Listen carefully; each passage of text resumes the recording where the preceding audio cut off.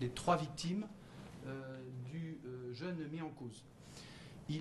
En entrant dans la pièce, il voit de dos le mis en cause avec le couteau à la main, et donc il décide de lui asséner un coup de chaise dans le dos et sur le crâne.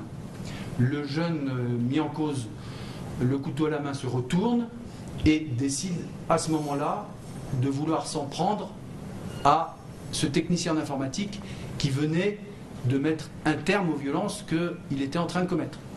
Le technicien d'informatique s'en rend compte, quitte la pièce, court dans le couloir jusqu'à ce que le mis en cause, avec son couteau, le suive et le prenne donc en chasse. Le technicien d'informatique parvient à se retrouver, et en tout cas à faire en sorte que le mis en cause se retrouve pris dans une sorte de sas duquel le mis en cause ne pouvait plus ressortir. C'est engagé alors un dialogue rapide entre le personnel présent et le jeune homme qui a, à ce moment-là, qui s'est un peu calmé et qui a accepté de déposer le couteau qu'il avait à la main ainsi que le petit canif qu'il avait dans sa poche. Les policiers venaient d'être avisés et sont arrivés, nous y reviendrons tout à l'heure, moins de 10 minutes après avoir été contactés, 8 minutes exactement, se sont donc emparés du mis en cause, l'ont ramené au service pour le placer en garde à vue. Voilà les événements factuels. Je n'entre pas dans plus de détails, je crois que je suis déjà allé assez loin. Ce que je voudrais évoquer avec vous, devant vous maintenant, c'est évidemment la personnalité du jeune mis en cause, personnalité sur laquelle je voudrais donner 4 informations. La première information, c'est que c'est un jeune décrit par tout le monde comme étant extrêmement solitaire. Peu d'amis, voire pas du tout, peu de dialogue avec grand monde, personnalité qui a inquiété sa mère, puisque c'est un jeune qui vit avec sa mère, puisque les parents sont séparés, à telle enseigne que sa mère a estimé opportun de faire en sorte qu'il rencontre des personnels éducatifs de la maison des adolescents de Nantes.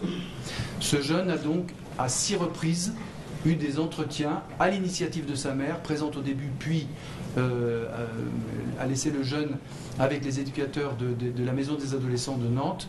Depuis janvier, ce jeune avait donc à 6 reprises rencontré des personnes susceptibles de l'aider. Ça, c'est la première chose. La deuxième chose, c'est que dans cette personnalité, il résulte assez clairement une forme et une certaine fascination pour Hitler. Cette fascination a été repérée par le personnel enseignant de l'école dans laquelle il était, puisqu'il dessinait, donc Hitler, de sorte que le personnel éducatif a été également inquiété par ce comportement et il a été convoqué avec sa mère devant le sous-directeur de l'établissement scolaire la veille des vacances de Pâques. Dialogue au cours de laquelle le directeur adjoint a évidemment expliqué à ce jeune que cette fascination n'était sans doute pas la meilleure chose qui pouvait le concerner, que c'était sans doute pas l'idéal pour lui. Troisième trait de personnalité, il s'agit d'un jeune à l'évidence suicidaire.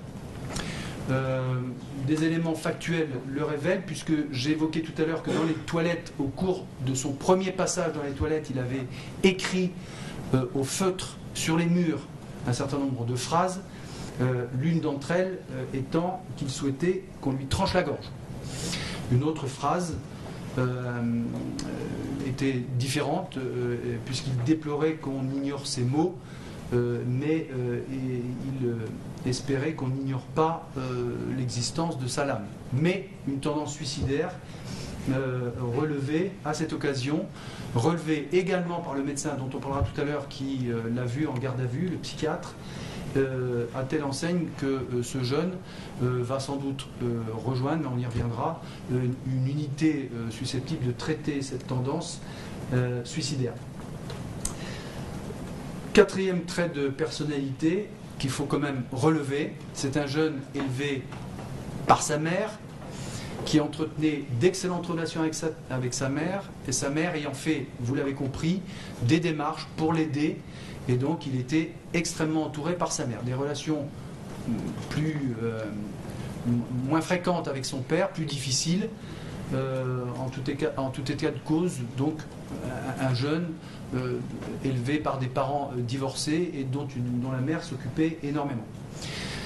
Je voudrais maintenant évoquer avec vous les hypothèses de Mobile, évidemment, concernant ces événements.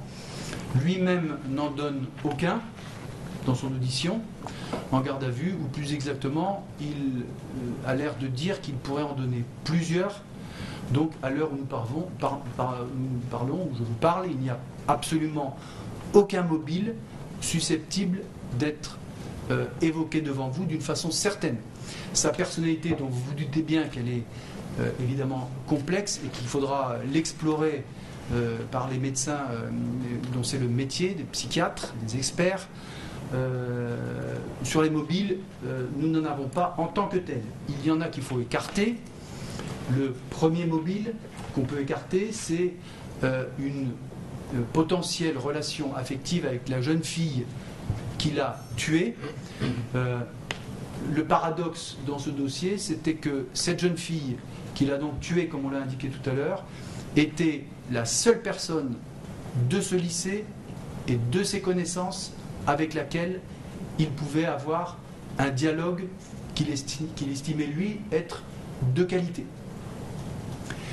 Donc, lorsqu'il entre dans la pièce et qu'il lui assène les coups de couteau en question, il ne la prend pas, contrairement aux trois autres qui vont suivre. Ce n'est pas par hasard qu'il s'en prend à elle. C'est la seule personne avec laquelle il entretient de bonnes relations au sein du lycée. Quand je vous dis qu'il faudra explorer sa personnalité, vous me comprenez évidemment. Troisième chose qu'on peut dire, c'est le contenu du message électronique qu'il a envoyé à 12h15, qui a été largement diffusé, et dans le détail duquel je ne reviendrai pas, sauf à dire que le contenu de ce message contient, donc pêle-mêle, un certain nombre de dénonciations concernant la mondialisation, concernant les méfaits de la technologie, concernant les méfaits de toutes les formes d'atteinte à l'écologie, concernant les méfaits des violences sociales, en tout cas c'est comme ça qu'il les appelle, et enfin concernant les méfaits d'une société de l'information qu'il qualifie de totalitaire. Ce message électronique, il indique l'avoir rédigé lui-même. Beaucoup de choses laissent à penser que ce sont des choses qu'il faudra effectivement vérifier. La qualité de la prose utilisée dans ce message peut effectivement nous questionner sur son auteur réellement. En tout cas, lui indique que c'est lui. Je précise en termes aussi d'explication et de mobile, ce jeune n'indique pas, et même quand on lui pose la question, indique n'avoir fait l'objet d'aucun harcèlement, ni à l'école, ni ailleurs, sauf à préciser qu'il avait quelquefois le sentiment qu'on le traitait un peu différemment des autres, mais il ne fait de reproche à personne à cet égard, et donc nous ne sommes pas dans l'hypothèse d'un harcèlement. Je précise, pour revenir à la jeune fille qu'il a au final tuée, donc j'ai indiqué qu'il avait des contacts avec elle, qu'il l'appréciait. C'est pas une jeune fille qui était dans sa classe, on a compris qu'il n'était dans aucune des deux classes en question. En revanche, il l'avait rencontrée à l'occasion d'un séjour scolaire de l'établissement à Rome il y a quelque temps. Je terminerai ici en vous indiquant donc la garde à vue. Il a été mis fin à la garde à vue aux alentours de 20h hier, le psychiatre ayant estimé que cette mesure n'était pas compatible avec l'état de santé.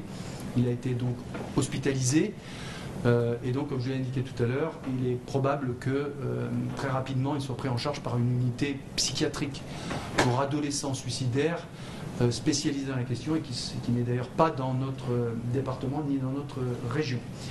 Je voudrais terminer simplement en indiquant ici, ça me semble important, qu'il faut saluer la qualité du travail effectué par la police nationale dans ce dossier.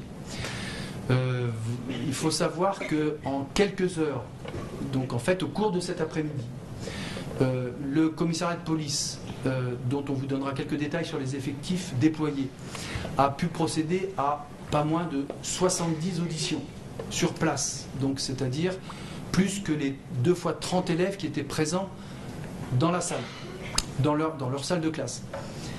Que ce dispositif a été mis en place extrêmement rapidement, et je voudrais aussi saluer la collaboration extrêmement fructueuse, efficace et faite dans un état d'esprit tout à fait exceptionnel des autorités éducatives de ce lycée privé.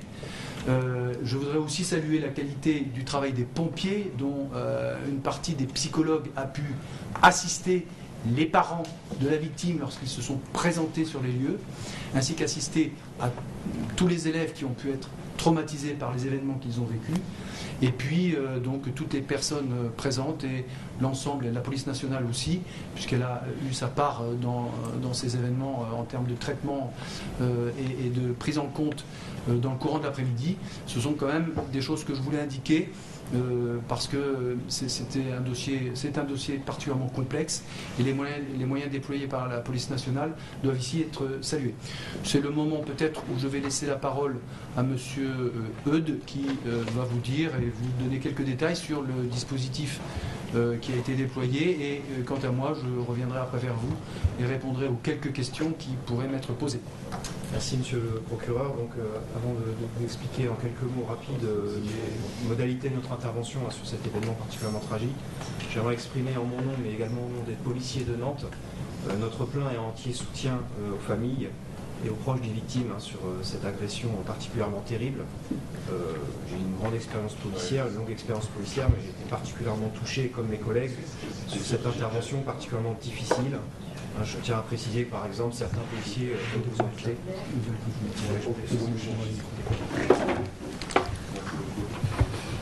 on va re-switcher après. Donc je reprends, je voulais simplement vous signaler qu'on a par exemple des policiers du commissariat, comme j'imagine d'ailleurs, qui ont leurs propres enfants par exemple dans cet établissement. Donc vous imaginez bien que c'est une intervention particulièrement difficile, et donc on est très conscient de la douleur de tout le monde. Sur les modalités de notre action, donc évidemment on a été avisé, comme vous l'avez dit monsieur le procureur, vers 12h36 exactement. En 8 minutes, on était sur place, l'individu était menotté. Donc voilà, donc je tiens à souligner la très grande réactivité après l'appel sur cette intervention qui a été réalisée évidemment en collaboration, j'allais dire, avec le personnel éducatif qui avait pris les premières mesures pour l'isoler et le neutraliser. Mais enfin, 8 minutes, c'est à retenir. L'objectif rapidement, ça a été évidemment de mettre en sécurité les élèves, de s'assurer qu'on n'ait pas un deuxième auteur en action. Quand on a des premiers éléments comme ça qui tombent, on a des d'informations partielles, donc on prend en compte évidemment la sécurité des élèves sur place. On met en place une procédure de confinement, c'est ce qui a expliqué qu'on les ait séparés. On traite évidemment, on met en place la chaîne de secours en liaison avec les secours, que ce soit les pompiers ou le SAMU. On participe à la mise en place de cette chaîne de traitement des blessés en assurant des périmètres de sécurité. On a déployé rapidement des effectifs autour de l'établissement. On a également assuré la préservation des lieux, évidemment, pour l'enquête à suivre. Ça, c'est très important. On a mis en place également un PC de crise, à la fois au niveau de la DIPN, mais également sur site, qui permet, avec les différentes autorités, chacun dans sa spécialité, de coordonner l'action. Vous imaginez qu'il faut aller vite, mais il faut le faire de façon coordonnée et efficace, pour être justement efficace dans la réponse que nous avons à apporter sur différents sujets. On a enfin relevé les premiers éléments d'enquête, comme le disait le procureur. On a mobilisé énormément de moyens, je vais y revenir, pour préserver les lieux où les faits venaient d'être commis, tout en assurant la bonne opération de secours, assurer les évacuations. On a mis en place par exemple des motards qui ont permis d'escorter les évacuations vers l'hôpital. On a également évidemment avec nos enquêteurs recueilli les premiers éléments d'enquête nécessaires à l'enquête qui se déroule toujours évidemment à l'heure où je vous parle.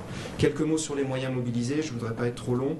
Environ 150 policiers de la DIPN de Loire-Atlantique, assistés par la CRS qui a été rapidement mobilisé pour nous conforter, également des militaires de l'opération Sentinelle pour réaliser l'ensemble des opérations dont je vous ai parlé avant, du périmètre de sécurité à la préservation des élèves confinés, à la mise en place de toutes les opérations d'évacuation.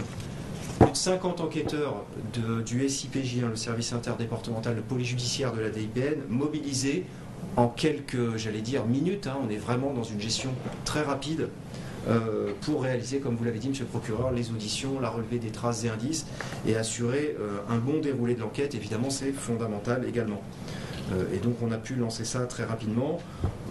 J'attire également l'attention sur la cellule de soutien psychologique, la fameuse CUMP du SAMU qui a été mise en place et avec laquelle on a travaillé également. Donc voilà un peu quelques éléments pour vous expliquer la façon dont on est intervenu.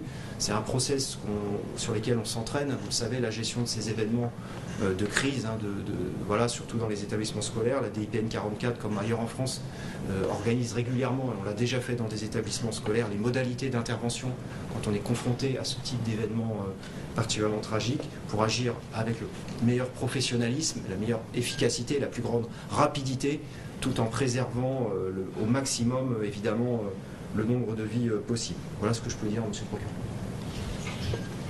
On re-switch. Voilà, donc je peux, le cas échéant, répondre à quelques questions. Vous déterminez entre vous qui parle. Monsieur le procureur, le placement du jeune homme dans le futur centre pour adolescents empêche son audition ou pas? Alors, c'est pas un centre pour adolescents, c'est un centre de soins dans lequel il va être traité quelques jours, on ne connaît pas la durée, c'est les médecins qui vont décider à partir de quand la garde à vue pourra reprendre et pour que l'audition puisse se poursuivre. Monsieur le procureur, vous avez parlé que les enfants avaient coupé ses réseaux sociaux il y a quelques temps.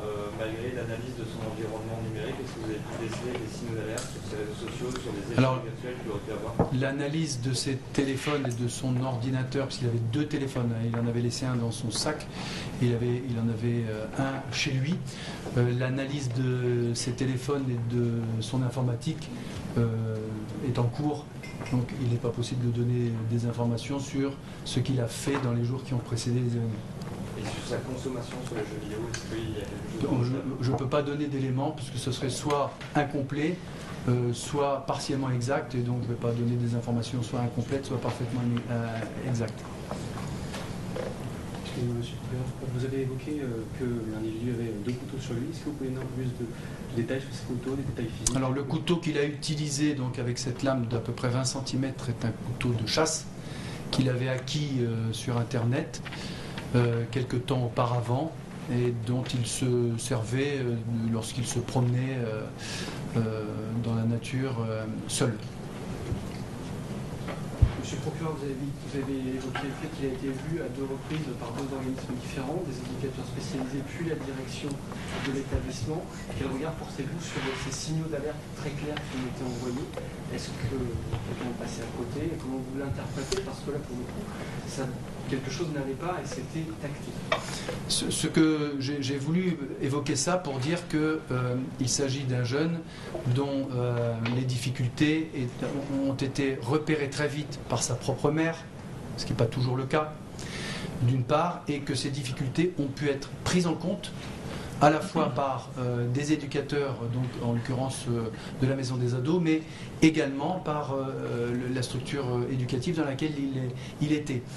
Après, s'il suffisait de voir un psychiatre ou un psychologue une fois pour être certain qu'il n'y ait plus d'événements aussi graves, ça serait malheureusement très bien, mais ces difficultés ont été repérées, prises en charge. Mais malheureusement ça n'a pas suffi, mais c'est déjà un point quand même qu'il faut relever, c'est que ces difficultés avaient commencé d'être prises en charge. Monsieur le procureur, est-ce que l'individu fait un lien entre la provocation qu'il a eue chez le sous-directeur juste avant les vacances scolaires et son passage? Aucun lien. L'entretien avec le sous-directeur de l'établissement scolaire s'est passé en présence de la mère et c'est très bien passé. Il n'y a pas de récrimination de qui que ce soit à ce sujet. Est-ce qu'on a l'impression qu'il a pu y avoir un élément déclencheur, quelque chose? Est-ce que... En l'état, il n'y a pas la possibilité de trouver, c'est ce qu'on pourrait appeler un mobile ou même un élément déclencheur. En l'état, il n'y a pas d'élément déclencheur qui permette de comprendre. Il y en a forcément un, mais on ne le connaît pas à l'heure où on parle. Vous avez évoqué une blessure constatée sur le front d'une mise en cause. Vous avez parlé de scarification. Est-ce que ça peut être lié également à une mauvaise manipulation des larmes blanches? Non, non, puisque c'est lui-même qui admet cette scarification. Comment il justifie son passage à l'acte? Alors c'est tout ce dont on parle depuis plusieurs minutes, c'est-à-dire le mobile et les explications. Donc je crois avoir répondu. Malheureusement, c'est compliqué de comprendre pourquoi ça s'est passé à ce moment-là, et pourquoi ça s'est passé ainsi avec tant de violence. À l'heure où on parle, personne n'est en capacité de donner quelque explication que ce soit. Au niveau des qualifications pénales? Alors, c'est une question effectivement importante. L'enquête a débuté sous la qualification de meurtre, puisque la jeune fille est malheureusement décédée très vite. L'enquête se poursuit, hein, mais vous avez bien compris qu'il y avait des éléments susceptibles de caractériser une préméditation, auquel cas nous serions sur le crime d'assassinat, qui est donc un crime évidemment plus sévèrement réprimé, hein, puisqu'il est réprimé par la réclusion criminelle à perpétuité, y compris possiblement pour un mineur, hein, contrairement à ce que beaucoup de gens pensent. C'est la capacité de discernement pour les choses claires. Alors, c'est compliqué de répondre à cette question, puisque le psychiatre qui l'a examiné en garde à vue a estimé qu'il n'était pas en état de s'exprimer tout à fait normalement, et donc c'est pour ça que la garde à vue a été interrompue. Donc je ne peux pas répondre à cette question, mais effectivement, ce constat du psychiatre en garde à vue nous éclaire un peu. Vous êtes certain qu'il n'y avait pas de déception amoureuse? Alors, des sentiments, même s'ils n'étaient pas partagés? En rien on peut être certain de quoi que ce soit, quelle que soit la matière d'ailleurs. Le concept de déception amoureuse n'est pas le concept qu'il avance lui-même. Il dit simplement cette jeune fille, on avait eu des échanges comme j'en avais pas eu avec d'autres, et voilà. Donc il n'y a pas, en l'état, on ne peut pas parler de déception amoureuse au sens où vous et moi on l'entend. Après, voilà. Il n'a pas fait part de ses sentiments. Il n'a pas fait part de sentiments autres que ceux que j'ai indiqués, à savoir que cette jeune fille était agréable avec lui et il a pu discuter avec elle comme il avait rarement pu discuter avec d'autres dans cet établissement scolaire. Est-ce qu'il a choisi, monsieur le procureur, cette victime? Est-ce qu'il l'a choisi ou est-ce qu'elle était à peu près comme les autres? C'est ce que j'ai indiqué tout à l'heure. Il explique que, en réalité, ce n'est pas par hasard qu'il s'en est pris à elle, contrairement à la deuxième scène où là, les 3 victimes l'ont été par hasard.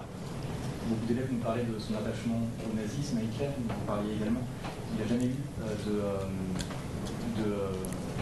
de rapport autre qu'à la direction de l'établissement, ça n'est jamais remonté. En l'état, on n'a pas d'informations qui indiquerait que effectivement il ait pu manifester cette fascination pour Hitler. La seule chose qu'on sait, c'est qu'effectivement un certain nombre de dessins qui ont été retrouvés par le personnel éducatif ont alerté justement la communauté éducative au point qu'il soit convoqué pour en parler. Mais on n'a pas d'autres éléments à ce sujet. Et à son domicile en perquisition, il n'y a rien de spécial. Dans les lectures, Rien de spécial. D'accord. Sur l'état psychologique de la personne qui s'est interposée, comment va-t-elle tout simplement? Vous savez, toutes les personnes qui étaient présentes, même elles ont du mal à savoir comment elles se sentent. Hein. Donc il est évident que ce monsieur, dont il faut d'ailleurs saluer le courage, hein, sincèrement, ce monsieur évidemment passera par des hauts et des bas. Il a pu être entendu par les services de police, où il a expliqué comment les choses se sont passées. On avait compris que le mise en cause n'avance pas une déception amoureuse, mais qu'il avance éventuellement des idéologies politiques ou qui peuvent être ambiguës finalement. Alors, on est tous à la recherche de ce mobile et comme on le dit depuis tout à l'heure, c'est très compliqué de le trouver. Il n'y a aucun mobile avancé de cet ordre-là. Sa fascination pour Adolf Hitler n'en étant pas un en tant que tel et qui serait en toute hypothèse un peu en contradiction avec le contenu de son mail. D'où la complexité de la personnalité qu'il faudra, comme je l'ai dit tout à l'heure, explorer. Est-ce que c'est la première fois qu'il vient au lycée avec ses couteaux, il se trimballe Alors, entrer dans un lycée avec un couteau est une infraction pénale. Dès lors que la communauté éducative la constate, elle en informe les services d'enquête, les intéressés sont entendus et la justice fait ce qu'elle a à faire. Donc, à votre question, la réponse est non. Il n'a jamais été surpris avec un couteau dans cet établissement scolaire. C'est un jeune, je ne l'ai pas rappelé, c'est un jeune homme inconnu des services de la police et inconnu des services de la justice. Est-ce que sa qualification présentait un motif particulier? La réponse est non. Est-ce qu'il s'était par le passé déjà scarifié? Est-ce qu'on a une trace d'hospitalisation, pas forcément intime, mais pour s'être blessé? Là, il y a des investigations en cours pour le savoir. C'est compliqué de le savoir aussi vite. Donc, je ne peux pas répondre à votre question. Là, effectivement, il y aura des investigations pour le savoir.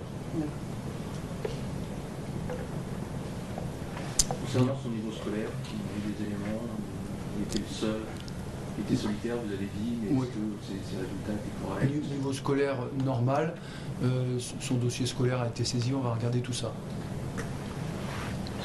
C'était une question bête, mais d'un point de vue juridique, ce qu'il a pu déclarer en garde à vue avant d'être placé en psychiatrie, est-ce que ça peut être frappé de nullité ou ça reste valable? Ce n'est pas le lieu, je pense, pour faire de la procédure pénale, mais assez curieusement, peut-être, la police et le parquet ont fait en sorte que les choses soient procéduralement correctes.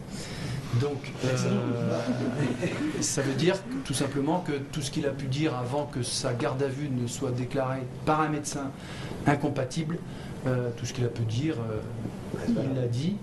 Et effectivement, à partir du moment où la garde à vue n'était plus compatible, les fonctionnaires de police ont mis un terme à cette garde à vue conformément à la loi.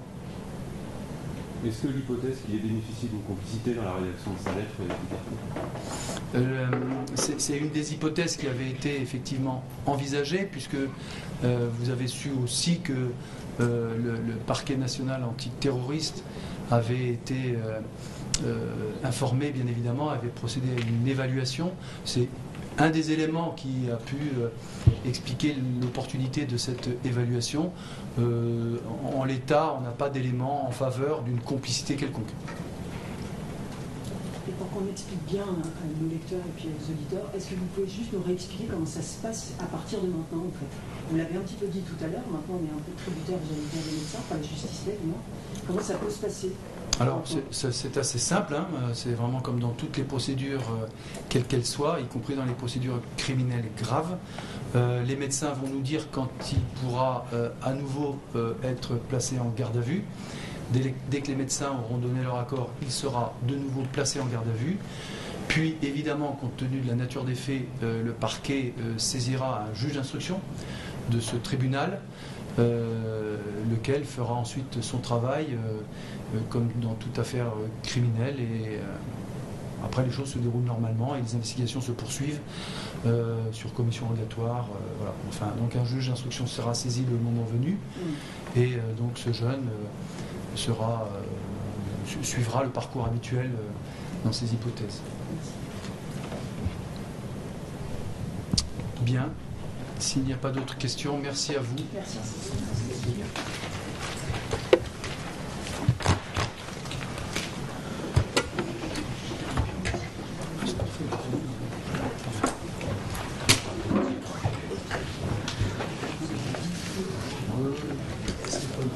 Ah non, j'ai pas vu.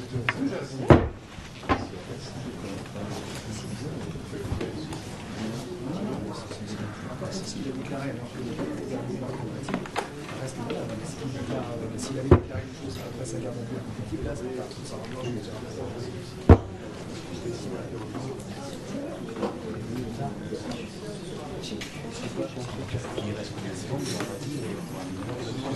Dans un détail que je ne vais pas donner.